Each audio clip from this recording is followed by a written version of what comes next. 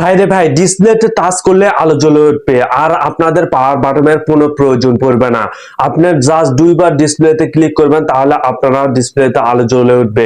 আবার দুইবার টাচ করবেন, আপনারা আবারও ডিসপ্লে আলো বন্ধ হয়ে যাবে। এই পাওয়ার বাটনে ক্লিক করতে করতে কিন্তু এই পাওয়ার বাটনটা অনেকের নষ্ট হয়ে গেছে। আর কোনো চিন্তা নেই, আপনি জাস্ট ডিসপ্লেতে ক্লিক করবেন, তাহলে আলো জ্বলে উঠবে। আবার ডিসপ্লেতে ক্লিক করবেন, আলো বন্ধ হয়ে যাবে। এই সেটিংসটি আপনাদের ফোনে কিভাবে করবেন, ফোন স্ক্রিনে লক্ষ্য করুন, আমি দেখিয়ে দিচ্ছি।